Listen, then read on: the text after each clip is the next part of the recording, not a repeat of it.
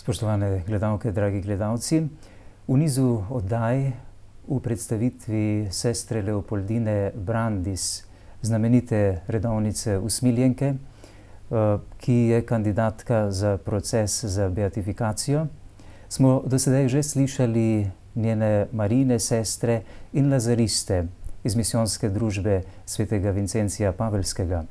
Danes pa še glas njenih hčera krščanske ljubezni ali usmiljenk. Tako lepo pozdravljam sestro Cveto Jost, dobrodošli v našem studiu. Hvala, da ste nas povabili. Lep pozdrav gledalcem. Torej ste članica hčera krščanske ljubezni, usmiljenk, kot jim pravimo po domače. Kako bi se nam sami za začetek predstavili? Ja, sem rojena v Zibiki na Štajerskem. Sedaj živim v Šentjakobu, v naši provincialni hiši.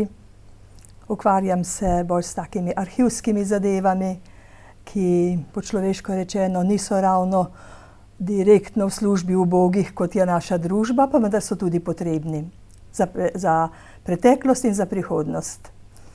V svojem poklicu sem srečna. Lahko bi bila pa še bolj prepričljiva usmiljenka, kot sem. Pravzaprav je vsako delo, ki ga opravljamo z ljubeznijo, z mislijo na Boga, nekako v Božjih očeh verjetno enako vredno, ne? Tako je, tako je. Vse služi istemu namenu, istemu cilju. Kako in kdaj ste spoznali usmiljenke, da ste lahko postali torej ena izmed njih? Ja, že v domači hiši. Imela sem 4 tete redovnice. Očetovo sestro je bila sestra Svetega križa, mamine so bile pa 3. Prva je vstopila pri zagrebških usmiljenkah, pa je kmalu zbolela za tuberkulozo in umrla še preden je dosegla cilj. Druga je tudi stopila k zagrebškim usmiljenkam in njen brat, ki je bil duhovnik v Zagrebu, je rekel, nobeni sestri več ne bom dovolil, da vstopi pri teh sestrah, saj mi boste vse pomrle. In ko se je tretja odločila za poklic, je pa šla k domačemu župniku na posvet.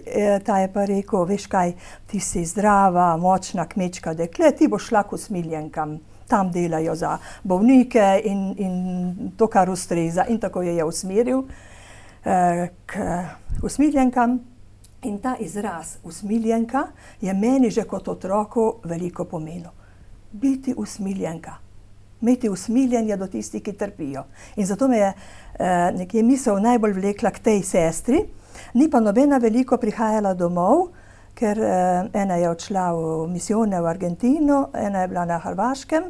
Sestra, ta, ki je bila usmiljenka, je pa po tem, ko so jih izgnali iz bolnišnic slovenskih leta 1948, odšla najprej v Beograd, potem pa v Peč na Kosovo. In tam je delovala pri bolnikih in nam je pisala pogosto, videli je pa nismo, vse dokler ni bilo po drugem Vatikanskem koncilu to malo spremenjeno, ne, in takrat je prvič lahko prišla domov, da sem jo videla. Imam pa v spominu njene slike, njena pisma, ki jih je pisala iz Kosova, tiste revne otročičke, ki jih je negovala in tako. In to mi je ostalo v srcu in vedno sem rekla, to bi pa jaz tudi bila, ampak nisem nikomur povedala. Potem, ko sva pa šli z mamo enkrat k maši, je pa mama rekla, veš, duhovnika bi rada imela sina, pa to izgleda, da ne bo. Bi pa bila vesela, če bi katera od deklet bila pa sestra. Jaz sem rekla, mama, jaz bi pa bila. Redo.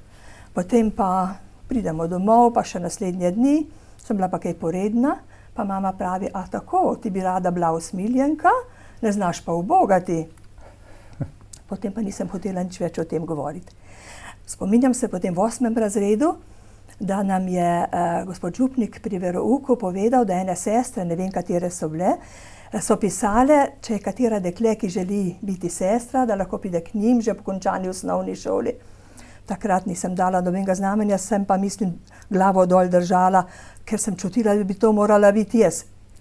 No in tako se je to trajalo, ko je teta prišla prvič domov, me še tudi ni dovolj zagrabilo, ko je prišla pa drugič, ker sem bila že v službi, takrat pa ko sva skupaj obiskali sestrsko skupnost na Zvezni del Celje, takrat je pa, kako naj rečem, planila v mene luč. to je to. To je to, za kar me je Bog od vekomaj določil. Nobenega dvoma, to je to. To boš in tem boš srečna in tako. Potem se je začela seveda borba pri domačih. Oče je bil v partiji komunistični, pa seveda nikakor ni mogel se s tem sprijazniti. Mama me je preizkušala bolj kot vsaka učiteljica novink, češ mislila je, da ne bom zdržala, no, ampak hvala Bogu, z Božjo pomočjo je šlo. Tam, ker sem bila v službi, so zvedeli, ko sem dala odpoved, kam grem, pa niso sploh govorili o tem. Šele ko smo imeli poslovilni večer, je šef pogledal po fantih, sodelavcih, pa pravi, fantje, samo to vam rečem, sram vas bodi. Da lahko dekle, ki je živela z vami, odide v samostan. No, to bi še rada rekla, da ob tem dogodku, ko je v meni ta jasna odločitev dozorela, usmiljenka bom, da sem takrat Boga tako živo doživela, kot nikoli poprej, saj smo bili verni, ampak verni tradicionalno. Tako živo se me je Bog dotaknil, da sem rekla, če bi ves svet zdaj le vpil, da Boga ni, bi je še bolj vpila, da Bog je. In to njegovo osrečujočo navzočnost sem potem čutila seveda še leta počasi. Bog tudi to odvzame, ampak v veri živimo naprej. Me je pa ta misel vodila vedno. Prišle so kakšne težave, povsod pridejo. Ta zavest, ta občutek Božje bližine, Božjega razodetja, če smem tako reči, je ostala. In ta me je vodila in ohranjala. Gotovo so se ti vaši sodelavci, ti vaši fantje kaj trudili okoli vas, tako kot tudi tisti okoli vaše ustanoviteljice, sestre Leopoldine Brandis, preden je vstopila v samostan, ko je bila tudi v trenutku odločitve, kako narediti, pa vendar je Božja volja nekako pa klic v njej naredil drugače. Drugače. Ja, sigurno. Spomnim se tudi osebnih bojev. Torej, če greš za usmiljenko, ne boš mama, kar je v srcu vsakega dekleta, če ne more biti drugače, ne? Pa sem si rekla... Biološka mama. Tako. Če ne bom tako mama, bom pa drugače. Tako. Fantje gotovo, da na nekih večjih osvajanj, bom rekla, ni bilo, ampak brž so bili bolj poredni, so nam nagajali puncam, pa smo jih s ravnilom po prstih, pa so se umaknili. Pravite, da vas je pritegnilo to, da se usmiljenke po zgledu svojih ustanoviteljev posvečajo bolnim, trpečim, drugim pomoči potrebnim. Teh usmiljenk je kar nekaj vej, ne? Kdo je vaš ustanovitelj in kako je družba nastala? Ja, oče vseh vej vincencijanskih redovniških družin je sveti Vincencij Paveljski, to ste gotovo včeraj slišali od gospoda Lavriča. Zraven njega sveta Ljudovika, dolgo je bila sveta Ljudovika v senci svetega Vincencija Paveljskega. Rekli so, da je on ustanovitelj, Ljudovika pa soustanoviteljica. Danes bolj govorimo o tem, da sta oba ustanovitelja ali pa oba soustanovitelja.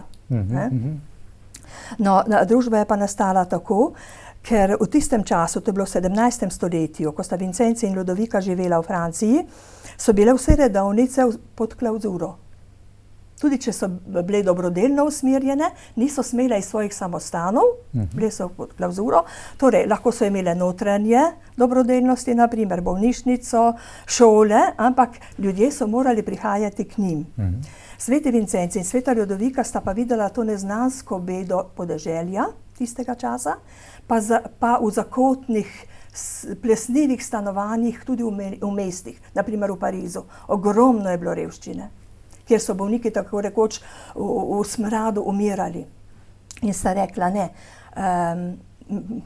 treba jim je pomagati na tak način, da bodo neke sestre prišle k njim na dom ali na deželo.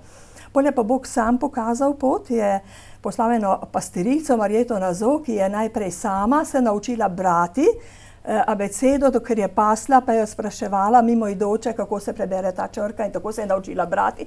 Potem pa hodila po vaseh in učila neuke deklice. pa tudi skrbela za to za fante, ki so želeli v bogoslovje, pa jih je podpirala. Ko je pa zvedla, da je sveti Vincenci ustanovil bratovščine krščanske ljubezni, se pravi laiških žena, ki prihajajo na pomoč že bolnikom po domovih ali pa revnim, je pa rekla, to je pa še lepše. To je pa še lepše in je potem prišla v Pariz, kjer so tudi že bile te bratovščine in je zaprosila, da bi smela streči ubogim. Potem je pa sprejela v svojo sobo, v svojo posteljo eno kužno dekle, ki je drugi niso sprejeli, se je nalezla kuje in je ta mlada Marjeta Nazo, kakih 34 let stara, odšla vesela v bolnišnico umret. Vesela, da je lahko da življenje, torej za to dekle, ki je stregla. In je v nekem smislu tudi ona naša vzornica. Ne? Zdaj ne vem, če lahko povem še o teh bratovščinah, kako so nastale, ker je sveti Vincenci pravzaprav prvi vključil laike v to delo. Ko je bil župnik na podeželju, eni župniji, je neko nedeljo prišla pred mašo k njemu ena žena pa je rekla, gospod župnik, v sosednji vasi, tam v bližini, je ena družina, kjer so vsi bolni in veliki revščini. Priporočite pri pridigi vernikom, da bi jim pomagali. Svet Vincenci je to res naredil. Potem po maši so se pa te žene že napotile k tej družini. Vincenci pa kmalu za njimi z najsvetejšim na prsih, da jim bo dal tudi duhovno pomoč. Žene so se že vračale v te družine in Vincenci vidi, to je cela procesija teh žena, ki so imele prazne košare, ki so pri njih odložile hrano in tako naprej.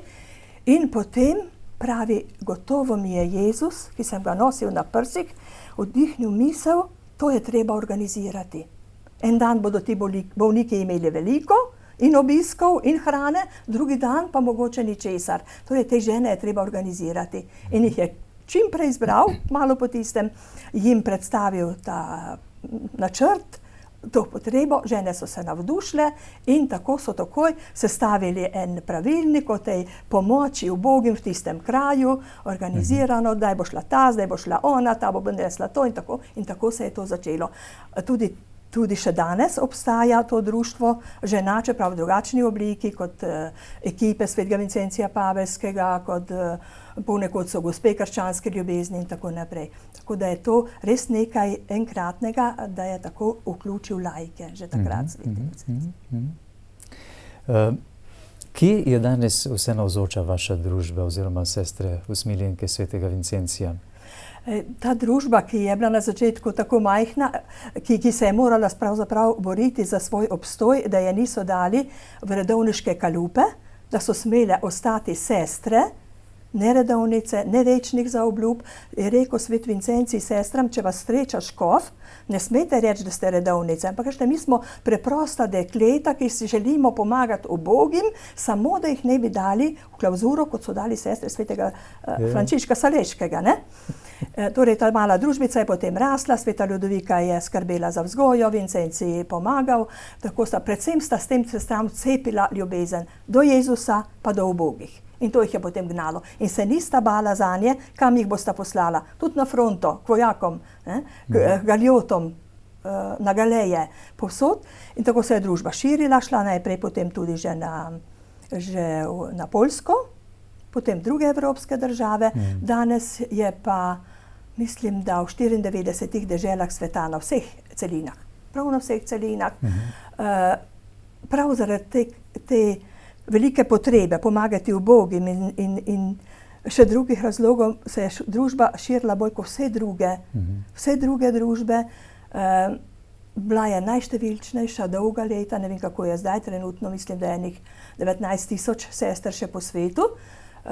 Res povsod delujejo, je pa tudi to res, da v evropskih deželah se število manjša, upada, kakor tudi drugod, v nerazvitih državah ali pa tudi tam, kjer je vera bolj živa, naprimer v nekaterih azijskih deželah, naprimer Filipini, Vietnam, Indija, tam število sester raste.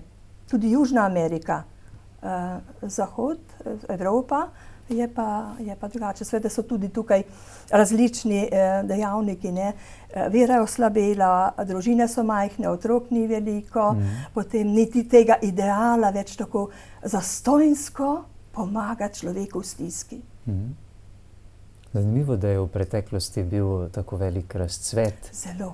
teh poklicev, ne? Ja, in zlasti po letu 1830, prej je tudi naša družba malo nazadovala, ker so bile revolucije, ker so pod Napoleonom se morale raziti in vse to. Potem je bilo precej tega svetnega duha, sestre so se vračale, so se navadile drugačnega življenja. Ampak leta 1830, ko se je brezmadežna prikazala sveti Katarini Laboure, in potem, ko so sprejeli, da je to res, in ko so ji verjeli, in ko se je začela širiti čudodelna svetinja, takrat pa sta obe družbi, naša in lazaristov, doživeli neverjetno velik razcvet. V materni hiši v Parizu je bilo po 500 novink hkrati. 500. Si ne moremo zamisliti danes takšnega števila, ne? Takšnega števila. Koliko pa vas je danes v Sloveniji in kje vse se nahajate? Ja, v Sloveniji je zdaj samo še enih 90 sester v 8 skupnostih. Miren, Breznica, Ljubljana, Mengeš, Šentjakob, Cerklje, Kočevje, ne vem, če sem katero spustila, ni pomembno. Potem ima še 3 skupnosti na Hrvaškem, eno v Beogradu, v Skopju in Bitoli. Torej, naša provinca je prej obsegala celotno Jugoslavijo. Ko se je Slovenija osamosvojila, so druge skupnosti, zlasti na Kosovu in v Albaniji, pripadle albanski pokrajini.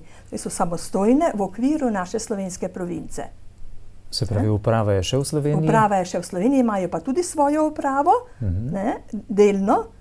In tam je zdaj že tudi čez 50 sester, je več poklicev kot pri nas, na Kosovu in v Albaniji, čeprav so nekateri začudeni, češ saj to niso katoliške dežele, pa je vendar nekaj zelo živih katoliških župnij.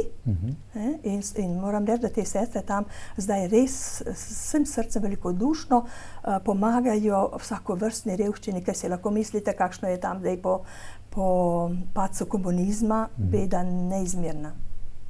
Torej, tam je neko pokrajinsko vodstvo, tukaj pa vaše generalno vodstvo. Pa provincialno vodstvo. Vsi imamo pa generalno vodstvo v Parizu. V Parizu. Torej, te sestre v Albaniji pa Kosovo so edina pokrajina trenutno v družbi, vse drugo so pa province že.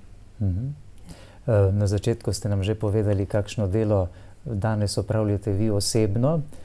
Kakšen pa je sploh apostolat vaših sester? Ja, kot sem že rekla, služba ubogim, kratko, ampak še bolj točno je, tako je sveti Vincenci izrečno želel, služba Kristusu v ubogih, da gledamo Jezusa v tisti, ki so najbolj potrebni. Nikoli pa ni bilo pri nas, kot nekateri zmotno mislijo, da pomagamo samo bolnim. Sveti Vincenci in sveta Ludovika sta imela zelo široko karizmo. Pomagati vsem, ki so v kakršnikoli stiski. Naj je to duhovna, naj je to materialna, telesna, naj je to kulturna. Torej, so šle sestre že čist na začetku poučevati deklice na deželo, so imele šole, pa je zanimivo, hodile so se učiti katekizma k uršulinkam, ki so imele drugačne šole, da so potem lahko poučevale te deklice po deželi, ne?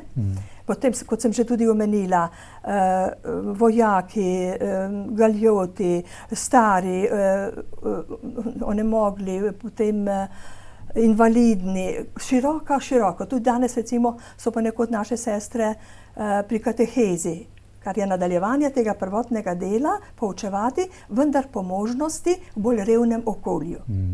Torej, v kakršnikoli človeški bedi se nahaja trpeči Kristus, ki mu želite pomagati. Pa še to, danes se tudi pojavljajo nove oblike uboštva, naprimer trgovina z ljudmi. In ena sestra se vključuje v to, druga nekje druge, tako da tudi k tem novim stiskam sodobni bi naj priskočile, kolikor je pač mogoče. Ne? Lepo. Kdaj so usmiljenke prišle v Slovenijo? Je to že bila zasluga matere Leopoldine Brandis? Vsekakor. Zato pa rečemo, da je ona naša ustanoviteljica. Mati Brandis je, kot ste že slišali, bila najprej Vincentinka, vstopila v Münchnu. Potem je prišla v Graz, kjer je škof Cengerle želel, da bi bila ena skupnost usmiljenk. Vedno pa je želela, da bi prišla do prvotnih pravil svetega Vincencija, ki jih pa sestre v Münchnu niso imele. Kljub vsemu, to je bila že majhna skupnost in ta majhna skupnost je bila naprošena, da pošlje sestre v Maribor. Že leta 1843. To se pravi, že ko so bile Vincentinke, le takrat. No, potem leta 1850 se je pa pridružila tej matični družbi hčerakrščanske ljubezni ali usmiljenk v Parizu. In še tisto leto, ko se je vrnila 1851, je iz Ljubljane že prišla prošnja, da bi jih poslala tudi v Ljubljano. Ampak to je bilo pa tudi malo zapleteno. V Ljubljani so želeli usmiljenke tudi že prej, je bil ustanovljen en komitej, eno društvo za prihod in vzdrževanje usmiljenih sester. Priglasilo se je par deklet, ki so jih poslali v München, isto v München, ampak tam pa niso uspele. Sliši se, da je vodstvo reklo, da niso primerne za usmiljenke, 2 sta kmalu zboleli, 2 odšli nekam drugam in ta prvi poskus je propadel. Potem je pa drugi poskus bil, ko je pa baronica Ana Lazarini, to je bila pa rodna sestra matere Brandis, ki je živela na gradu Smlednik, pa je temu društvu, katerega članica je bila tudi sama, predlagala, da naj prosijo mater Brandis. In mati Brandis je še isto leto odgovorila, v redu, pridemo pogledat, se dogovorimo, in so tako sestre potem iz Gradca, zdaj že prave, narekovajo usmiljenke, prišle leta 1852. In je Zgodnja Danica, časopis, takratni, pisal, 25. maja je tudi v Ljubljano 5 ali 6 usmiljenih sester prišlo tudi tukaj nad Ložnim križem in težave polajševati. Tako da je bilo. No, in prišlo jih je res 6. Nastanile so se v enem skromnem stanovanju, 4 so šle takoj delati v božnico, Hradeckijevo ubožnico. Hradecki župan je želel to ubožnico in je tako dejansko nastala. Tam so potem delale 4, 2 sta pa obiskovali bolnike po domu in pa kaznjenke 3-krat tedensko. In tega so bili Ljubljančani veseli in potem so pa še naprej v Ljubljani želeli, da bi prišli v državno bolnico. In potem je mati Brandis res poslala še naslednjih 7 sester. Ubožnica se je nekako spojila s to državno bolnico in tudi sestre so nehale hoditi po domovih, ker jih je bilo potem manj, so bile vse v bolnišnici, kar pa je mogoče majčkeno že botrovalo ustanovitvi Marijinih sester.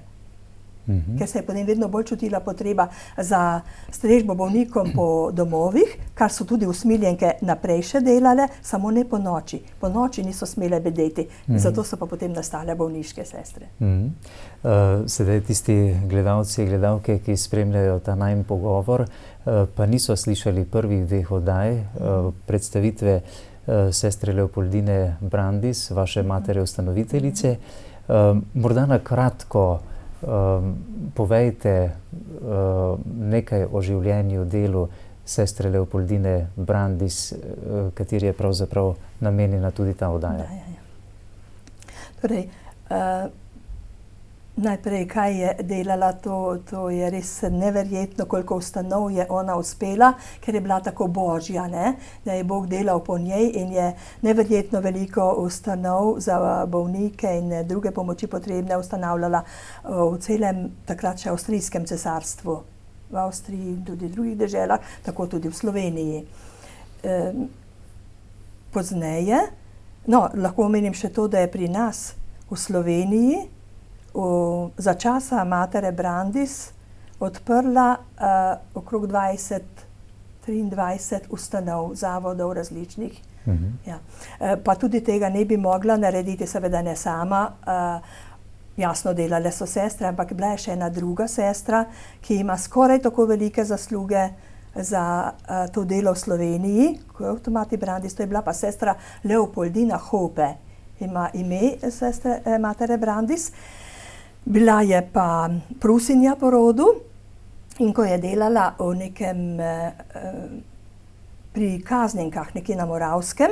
Takrat so nastopile v bolnišnici v Ljubljani, v splošni bolnici, velike težave. In takrat je mati Brandis poslala njo v Ljubljano, ker je vedela, da je taka oseba, ki bo zmogla to situacijo nekako rešiti, in je prišla res v Ljubljano in je potem najprej začela tam, potem pa, ker je videla, kaj vse še manjka, je potem razširila splošno bolnico, prizidala oddelek za umobolne.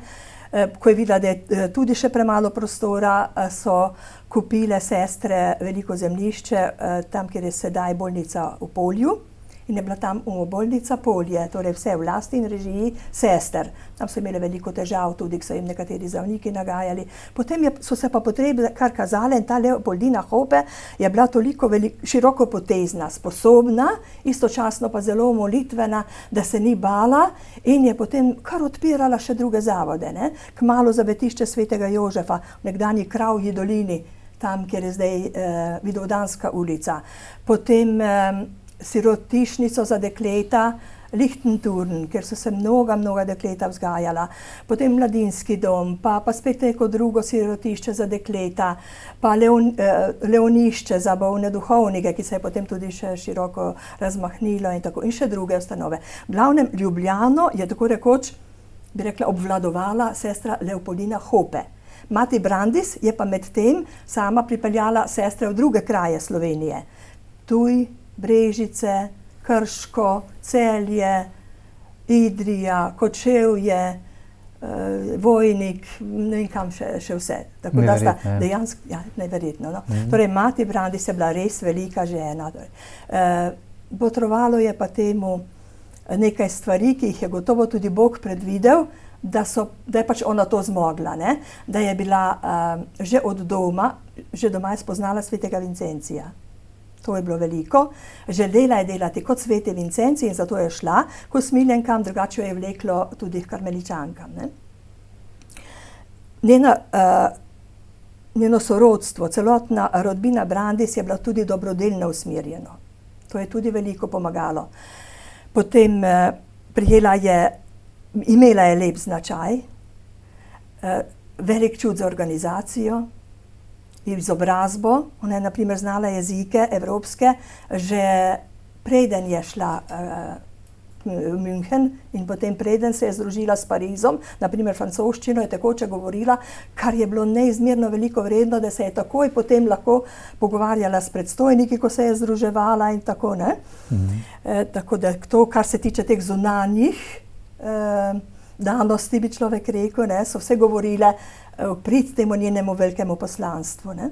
Potem pa ta njena globoka vera, ta čut za trpečega človeka, to, če tega ne bi imela, in ravno zato nam je zgled. Ne samo kot tista, ki je ustanavljala, to bi lahko še marsikdo drugi, ne, ampak je vse to delala v Božjem duhu in tudi sestre skušala čim bolj s tem prepojiti. Prele ste nam dejali, da ste imeli vi vaše 3 menda tete, ki so bile redovnice, gotovo so tudi one izmolile vaš poklic. Kakšna milost pa mislite, da se je morala zgoditi v življenju sestre Leopoldine ali pa mlade Jožefe, grofovske hčere, plave krvi, da je naredila takšen korak? Vendarle je imela zagotovljeno lepo življenje. Tako. Ja, Božja milost v njej, Božje delo v njej, ne. Saj smo slišali, da je že 7-letna naredila obljubo, da bo samo Jezusova. Za 7-letnega otroka je to nenavadno. To je očiten vpliv Božje milosti v njej, ne. Vemo tudi, kako je potem, ko so se oglašali snupci, ne, kako je za trenutek bila zmedena. Kaj zdaj? Starši so želeli, da se poroči. Starše je neizmerno ljubila, jih spoštovala, ali naj njih razočara, ne? In je šla v kapelo moliti, Jezus, kaj hočeš, da storim? Pa je rekel Jezus, ja, a nisem jaz nad vsem?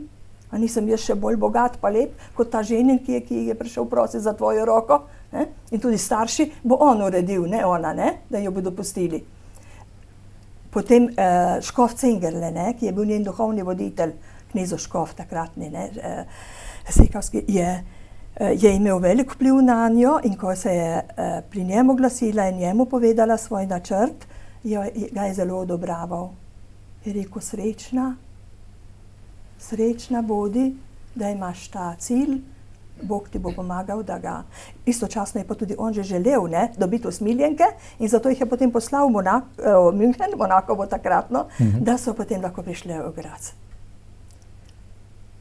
Pa še drugo, ko bereš njena pisma, kako je, ko opisujejo, ali pa sestre opisujejo, ko jim je pripovedovala, kako je prejela prvo sveto obhajilo, kaj je pomenila molitev.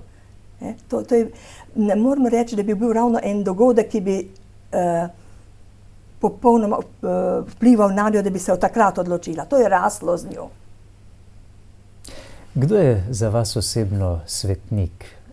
1. novembra, na dan vseh svetih, v naših cerkvah poslušamo duhovnike, ko pravijo, danes ne slavimo le tistih svetnikov, ki jih je cerkev uradno razglasila za svetnike, ampak slavimo tudi vse naše sorodnike iz naših družin, naše starše, prastarše in tako naprej, ki so tudi živeli svetniško.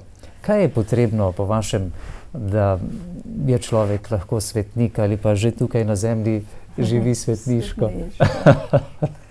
Ja, to se pravi predanost Bogu. Zdi se mi predanost Bogu, da Boga postavi na prvo mesto, kot je že v procesu za beatifikacijo, tam je rečeno, da naj bi tisti, ki so kandidati za svetništvo, živeli v herojski meri Božje kreposti, vere, upanja in ljubezni. Svetniki so imeli tudi slabosti, kot jih imamo mi. Vse svetniki niso bili potem angeli, da bi bili brez vsake slabosti. Ampak to življenje z Bogom, Bogu dati prvo mesto, popolnoma se predati Bogu, kljub svoji osebni slabosti in revščini, ki so jo čutili, še kako, tako se mi zdi. No. To pravi herojska vera, upanje in ljubezen, pravite. Ne? Ja. Ravno včeraj na praznik svetega rešnega telesa in krvi je naš duhovnik v pridigi dejal, da smo kristjani dolžni pričevati pred tem svetom za Kristusa. Dolžni. To je naša dolžnost. Tako. In to je potem tudi na nek način že svetniško, ne? Tako. Herojsko. Tako. Da se človek tudi marsikje mora izpostaviti in trpeti zaradi svoje vere. Ne? Ja. Skupaj z Marijinimi sestrami si usmiljenke zelo prizadevate, da bi čim prej stekel postopek za beatifikacijo sestre Leopoldine Jožefe Brandis. Kako to, da so k temu postopku prve uspodbudile Marijine sestre, ko pa je sestra Leopoldina v prvi vrsti bila usmiljenka, ne? Ja. No, kot sem že prej rekla, usmiljenke imamo glavna ustanovitelja svetega Vincencija in sveto Ludoviko. Tudi sestro Leopoldino Brandis imamo za ustanoviteljico, ker je pač sestre pripeljala v Graz, kamor smo spadali takrat tudi mi, ne? Ker je dala osnovo za delovanje v Sloveniji, ampak bila je tudi prva vizitatorica, se pravi provincialna predstojnica Graške province, in zato so nekateri mislili, da bomo začeli postopek mi. No, ne mi v Sloveniji, prve so graške sestre, avstrijske, in je tudi v naši družbi tako, da če je nekje živela ena sestra, za katero se lahko začne proces, tega je bilo v zadnjih letih kar nekaj, torej ta postopek oziroma pobudo za postopek da provinca, kjer je ta sestra živela. Se pravi, naj bi graška provinca prva dala to pobudo. Jaz sem v družbi, pač usmiljenka že kar nekaj let in se spomnim, da se je pogosto o tem govorilo, pa vendar naša mati Brandis, mati je rečemo zato, ker je bila prva vizitatorica in je smela ohraniti to ime mati, drugače pri nas mati samo vrhovna predstojnica, provincialne so pa sestre. Ampak ona je ohranila to ime mati, včasih rečemo sestra Brandis, včasih mati Brandis. No in za njo bi torej, ona je živela v Avstriji in bi morali Graške začeti. Graške se nekako niso mogle opogumiti, ker jim je večina arhiva zgorelo v času druge svetovne vojne, kar včasih tudi nam povzroča težave. v družbi je tudi bila ta misel živa, da je mati umrla kot svetnica, mati Brandis. Ampak družba tudi ni začela, niti ni ravno spodbujala geraških sester, čeprav se dobro spominjam, da ko sem bila enkrat v Parizu v arhivih, nam je voditeljica teh arhivov rekla, veste, veselimo se, še en postopek za Blaženo bomo imeli, in to je sestra Brandis v Gracu. No? Da so pa Marijine sestre še bolj kot mi, ves čas mislile na to, je pa tako razumljivo. Mati Brandis je njena naravnost ustanovila, čeprav je bila usmiljenka, in da vsaka družba, vsak red hrepeni, da njihov ustanovitelj, če je živel v svetu, da je proglašen, da je to več kot naravno, da so se za to prizadevale. Smo pa tudi mi zelo vesele, da smo se zdaj v tem cilju povezale. Da nas to še bolj povezuje, Marijine sestre in usmiljenke. Prej včasih smo se malo pošalile, da smo sestrične.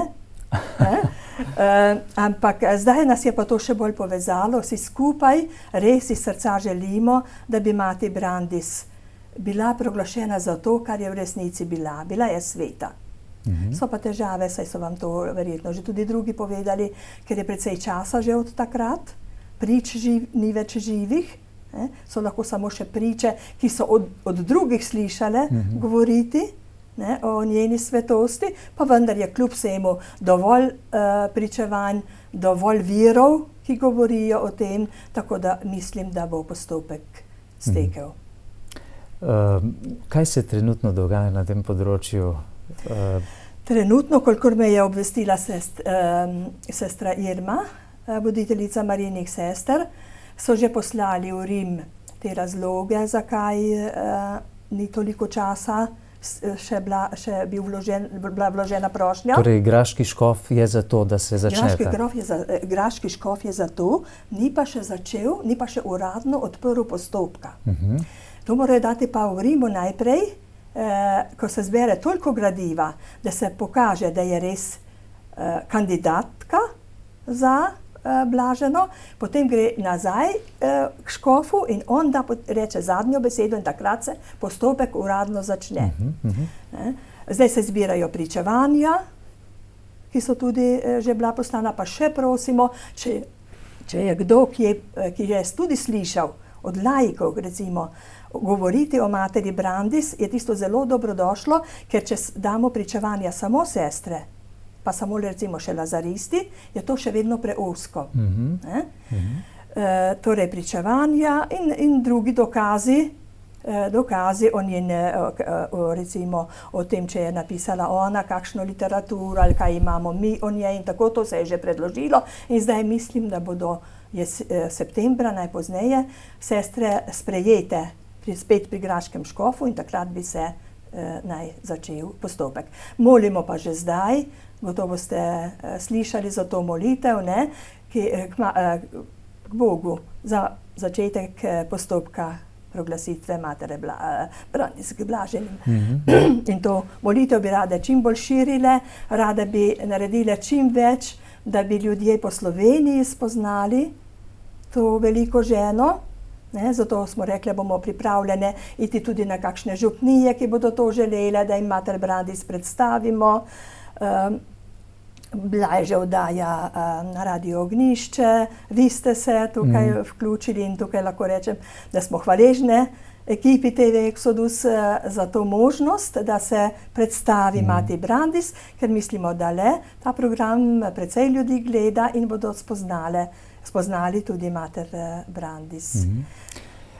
Rekli ste, da je mati Brandis sama pripeljala sestre usmiljenke v Slovenijo, ki je tedaj bila del Avstrijskega cesarstva, pozneje pa del Avstro-Ogrske, ne? Torej, pripeljala jih je leta 1852, ko je bilo še Avstrijsko cesarstvo, ko je pa prišlo potem v državno bolnico tudi še takrat, ko je pa prišla sestra Hope, takrat je pa že bila Avstro-Ogrska. In je bil največji razmah njenega delovanja v Sloveniji po letu 1875.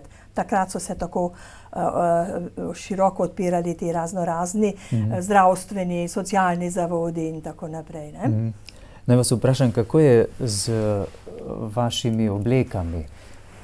Sestra Leopoldina Brandis ima zelo posebno naglavno ruto, da tako rečem. Ali kako se temu reče? To je bil tako imenovan kornet. Kornet? Kornet. Na začetku so imele prav preprosto pokrivalo kot pariška oziroma dekleta iz okolice Pariza, potem se je pa to razvijalo in potem prišlo do tega korneta. Je bil, bi rekla, malo nepraktičen, vendar veličasten, ne? Veličastno pokrivalo, ki so ga Slovenci tudi zelo ohranili v spominu. Potem je pa prišel drugi Vatikanski koncil, pa tudi časi. Časi so se spremenili, recimo, kako bi potem sestre s tem širokim pokrivalom v avtobus, kjer bi lahko komu celo malo ranile oko. In koncil je pa tako naročil, da morajo vse redovnice malo posodobiti, poenostaviti svojo obleko. In tako so jo tudi naše sestre, takrat še nisem bila sestra, leta 1964. In takrat je pokazala vsa družba po celem svetu eno veliko enotnost. Vse usmiljenke so na isti dan spremenile pokrivalo. In bolniki po bolnišnicah so bili zmedeni in žalostni, ko so prišli sestre s preprostim pokrivalom, prej so bili tega navajeni. Ja, kje pa so naše sestre? Ve nas ne boste negovale, naj pridejo naše sestre. Ja. In potem se je še enkrat poenostavila, kot lahko vidimo s fotografij, še bolj preprosto, kakor je bolj pač za danes primerno. In tako smo danes take, kot smo. Imamo tudi letno obleko, ker je ponekod velika vročina in se zavedamo, da obleka je pričevanje, vendar ne v vsakem primeru. Je treba razmisliti, preučiti okoliščine, kje sestre živijo, v kakšnih okoliščinah delajo in se potem obleka tudi prilagaja. Pravzaprav imate danes večinoma vse sestre zelo podobno opravo, ne? Tako. Nas mnogi zamenjujejo s uršulinkami, ki imajo podobno sivo-modro obleko, ne? No, to nič ne škodi. Če so sestre uršulinke dobre, pa mislijo, da so usmiljenke, imamo korist tudi mi. Kakšna je pa danes vaša povezava z vašo izvirno hišo v Parizu? V Parizu. Torej, materna hiša za vse province po celem svetu ostane v Parizu. In vse druge province potem vzdržujejo stik z materno hišo. Se pravi, naš uradni jezik naj bi bil francoščina, vendar danes tako prodira tudi angleščina, pa španščina, tako da se uvajajo tudi že drugi jeziki. Ko pridemo na razna mednarodna srečanja v materno hišo, recimo, se že pojavlja, da so predavanja recimo v angleščini, pa potem prevod v druge jezike in tako naprej. Še to bi rada omenila. Naša družba se zato imenuje družba, ker je apostolska. Torej, mi nismo redovnice v strogem pomenu besede. Nimamo večnih zaobljub, ni škof naš predstojnik, ampak vsakokratni naslednik svetega Vincencija. In zato smo še bolj vezane na Pariz, ker generalni superior Lazaristo je tudi naš generalni superior ali vrhovni predstojnik. Vrhovna predstojnica je v Parizu s svojimi svetovalkami in kot ste vprašali, kakšna je ta naša povezava, torej iz vsake jezikovne skupine je ena svetovalka. Vsaj do zdaj je bilo tako. Zdaj pa, ko so province manjše, se pa province združujejo in se potem to malo spreminja. Torej, od tam dobivamo spodbude, obiske. Vsi smo še vedno zelo centrirani, če bi tako rekla, na materno hišo v Pariz. Pa ne samo zaradi teh zunanjih vzrokov, ampak ker je tam kapela prikazovanj brezmadežne sestri Katarini. In to vse sestre vleče v Pariz. Ko nas vprašajo, ali ste že bili v Medžugorju? Ja, veselimo se Medžugorja, zlasti te poživitve vere, ki od tam prihaja. Ampak naše oči so pa vedno še usmerjene razumljivo v našo materno hišo, v to kapelo prikazovanj, ki je danes skoraj toliko obiskana kot Lourdes. Samo o tem se ne govori veliko, ker je ne poznajo toliko. To so milijoni ljudi, ki gredo vsako leto skozi to kapelo na Rue du Bac, ker se je brezmadežna prikazala. Zanimivo, da v vašem redu nimate večnih zaobljub. Ja. Nimamo večnih zaobljub, ker sta se Vincenci in Ludovika preveč bala, da bi sestre vtaknili med redovnice, jim nista dovolila večnih zaobljub. Čisto na začetku, ko so sestre nekako bolj prihajale not v poklic, pa so rekli, joj, mi bi pa tudi naredile za obljube, na začetku ni bilo nobenih. Pa so rekli, dobro, pa dajmo za 1 leto, ali pa so naredile nekatere tudi večne, pozneje je prišlo pa do tega, da vse naredimo 1-letne za obljube, vsako leto znova prosimo, da jih smemo narediti, pravi, delamo jih 25. marca, na gospodovo znamenje, če jih katera takrat ne more obnoviti, ne bi rekla, ne bi želela, ker to ni dobro. To bi bila napačna miselnost. Če se nekdo poroči, se poroči za vse življenje. Če jaz pridem k sestram, pridem za vse življenje. Vendar se lahko zgodi, da nastopijo neki take razmere, taki pogoji, da sestra res ne more nadaljevati. Se pravi, ji ni treba, da prosi potem za spregled, ker nima večnih zaobljub, prosi za spregled našega vrhovnega predstojnika ali pa recimo tudi papeža lahko. Vendar je stanje čisto drugačno. 25. marca smo mi proste, nimamo več zaobljub. In če katera se odloči, seveda se, če gre vse po pravi poti, prej s predstojniki pogovori, ne? Potem lahko odide, ne da bi imela na sebi eno težo, joj, jaz sem pa se izneverila, jaz sem se pač izneverila svojim zaobljubam. Ne? Vendar to ni bistveno. Bistveno je to, da nam te začasne, 1-letne zaobljube dajajo vsako leto nov zagon. Saj tudi druge redovnice, kolikor vem, obnavljajo svoje zaobljube iz pobožnosti vsako leto, čeprav imajo večne. Pri nas so pa čisto nove, vsako leto. Lahko bi to koga zavedlo, pa bi rekel, jaz bom pa prišla tu, ker lahko poskusim, ne? Pa bom imela zaobljube samo 1 leto, potem pa grem. Ne, ampak priprava je prej. Je poskusna doba, postulat, je novicijat, ki mu mi pravimo semenišče, je potem 5 do 7 let razmišljanja in uvajanja do prvih zaobljub in šele od prvih zaobljub so potem vsakoletne. Pravi, v 5-7 letih pa mora človek sebe že toliko spoznati, ne? Pa tudi drugi nas spoznajo, ali smo za to ali nismo. Zanimivo, torej vsako leto nova odločitev, nova gorečnost. Nova gorečnost. Zelo zanimivo. Pa tudi potrditev, ker družba to kljub vsemu zahteva zaradi vztrajnosti in pa zaradi službe ubogih. Če recimo sestre rekle, jaz pa zdaj ne bom, potem bi se marsikatera ustanova podrla, če bi 1 leto rekle sestre, jaz pa ne bom delala za obljub, odidem. Ne? Mora biti tudi neka trdnost, da družba lahko deluje naprej. Ne? Prej ste dejali, da so sestre še na območju nekdanje Jugoslavije, navzoče tudi. Kaj pa narodnost teh sester, tudi kje so se vzgajale? Ja, čisto na začetku, torej, če je bilo Avstrijsko cesarstvo, sestre iz Slovenije so odhajale v Graz, v graško semenišče ali novicijat. Ne? In moram reči, da so takrat Slovenke pokazale, da jih Bog zelo privlači. Neverjetno veliko število slovenskih deklet je odhajalo v Graz. In zdaj, če je bilo tam že skoraj bi človek rekel, mednarodno semenišče v tem smislu, da so bile lahko tudi Mađarke, Slovakinje, Nemke, recimo sestra Hope je bila Prusinja, ne? Obstaja podatek, da je bilo v graškem semenišču vedno več kot polovica Slovenk, da jih je bilo zelo veliko, da so jih pozneje, ko je bila Avstro-Ogrska, pošiljali celo tudi na Mađarsko in še do nedavnega se je kakšna sestra našla, ki je ostala na Mađarskem. No, to je bila potem spet ta politični razvoj dogodkov, ki je prišel, ko so na Mađarsko prišli socialisti, so tudi usmiljenke morali od tam oditi, mislim, da že tam nekje leta 1905, tam nekje. Ja.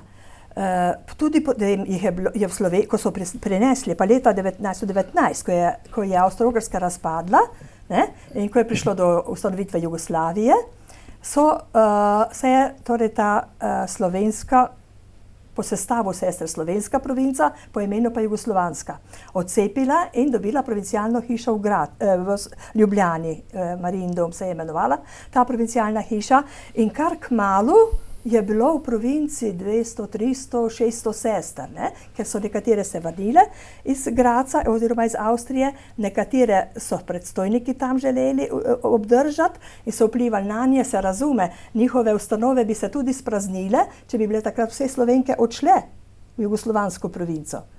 to ni bilo mogoče. Ne? Nekatere so se tudi navadile tistega okolja, da so tudi same želele, ampak potem je pa neverjeten razvoj bil, razcvet v Sloveniji do druge svetovne vojne, ko so potem komunisti pognali sestre. Ne? Več kot 1100 sester je bilo v Sloveniji, 1100 usmiljenk pred drugo svetovno vojno. To je res veliko število. Ne?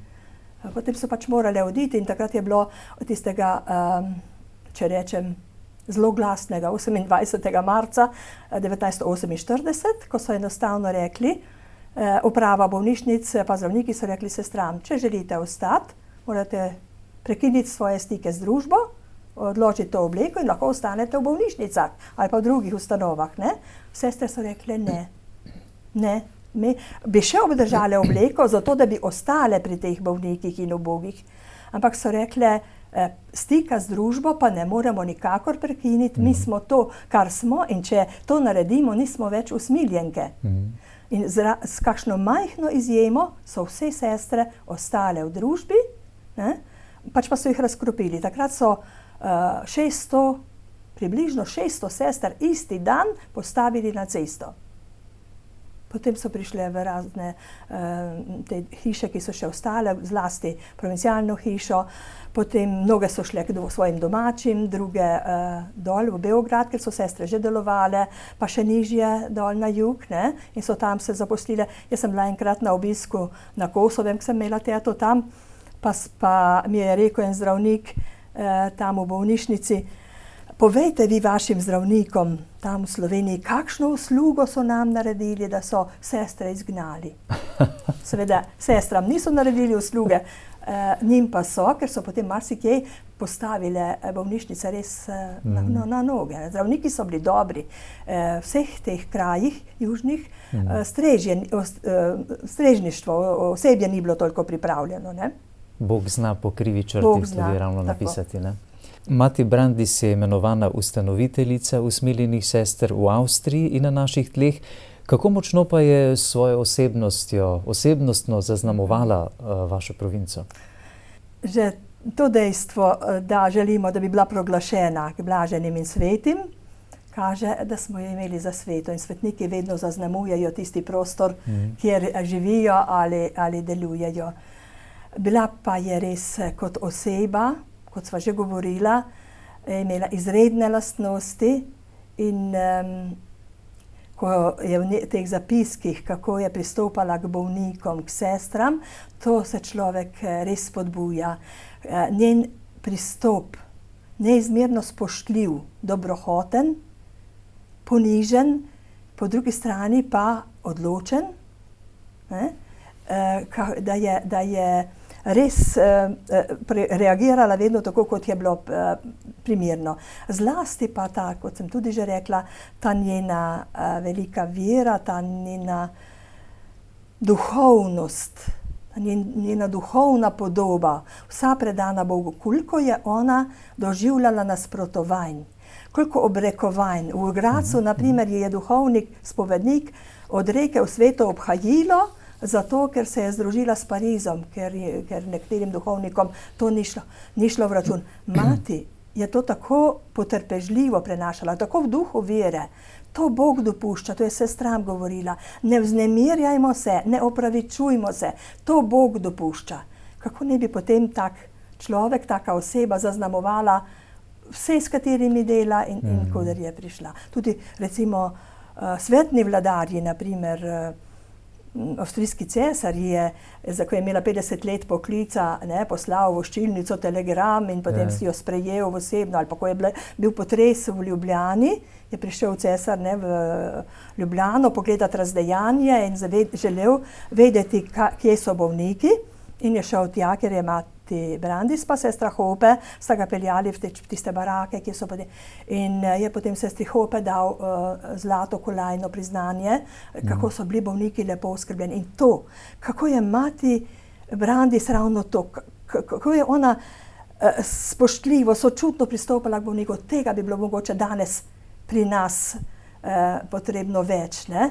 Ko res nekje se mi zdi, da je človek razčlovečen, da ni več tistega spoštovanja prav človeške osebe, pa naj bo prizadeta, naj bo majhna, naj bo bolna. Vemo, kakšna je miselnost, da bi se starih ljudi skoraj radi znebili, ne? In tako mati Brandis za vse enako, življenje je največja vrednota od začetka do konca. Ona bi lahko postala zavetnica, priprošnjica danes zdravstvenega osebja, tistih, ki delujejo v sociali, zdravstvu, za Slovenijo, brez neke domišljavosti bi lahko tako rekli. Ona bi lahko bila zavetnica vseh, ki delajo v karitativnih, zdravstvenih ustanovah, čeprav ne bo do tega prišlo, recimo, ampak toliko široko je bilo to njeno delovanje, ne? Bila je živi evangelij. Živi evangelij, tako. Zato je tudi tako močno zaznamovala. Zaznamovala in tisti, ki so živi evangelij, tisti oznanjajo, ne? Bi lahko rekli tudi, da je mati Leopoldina Jožefa Brandis na nek način tudi na začetku karitativnega delovanja pri nas. Je. Tako. In to mogoče sva o tem premalo rekla, tudi sestre, ki so delovale kjerkoli, recimo ali nekje v Skopju ali nekje, njim je bilo vedno to delati za vse bolnike enako in delati zaradi Boga, da jim oznanimo Božjo ljubezen. In zato so jih tudi recimo v Srbiji, pa tudi drugje, tako sprejeli, ker na začetku so mislili, joj, kako bo pa zdaj to, ne, se bojo delale reklamo za svojo katoliško vero, ne, to. In tega sploh ni bilo. Sestre so se približale vsakemu in res dobrohotno, istočasno pa s to veliko željo pomagati ljudem, da pridejo k Bogu. In koliko ljudi so spravile z Bogom, tako katoličanov, kot, Bog je spravil, se razume, ampak uporabuje njih, ne, kot pravoslavnih. Pravoslavni so prosili sestra, naj pride pa je to bil še komunizem, naj pride duhovnik in so znale najti poti, potem, da so krščevale recimo umirajoče, če niso bili krščeni, ne? Ja, danes bi se kdo ob tem nasmehnil, če on se ni odločil. Ja, ne? Ta človek je vstopil v veselje svojega Gospoda, če je bil vcepljen v Kristusa, ne? Sestre Cveta, da nekako zaključiva to predstavitev v teh treh oddajah z Marijinimi sestrami, lazaristi Misijonske družbe svetega Vincencija in vami, usmiljenkami, to predstavitev življenja in dela sestre Leopoldine Jožefe Brandis in tudi njenih redov. Še moje zadnje vprašanje. Kaj vse nam ima mati Brandis danes povedati? Najprej nam, kristjanom, potem pa tudi vsem drugim ljudem. Prav to, kar sem rekla prej, ne? Da moramo biti, kristjani moramo biti evangelij, oziroma kot ste vi omenili, živ evangelij, prav pristopati k ljudem, imeti veliko zaupanje v Božjo previdnost, to lahko govori vernim.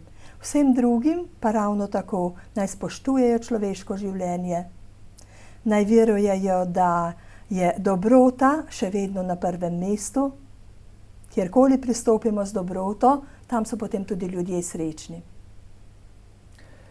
Najlepša hvala. Prosim. Za vaše odgovore, za vaše gostovanje v naši oddaji.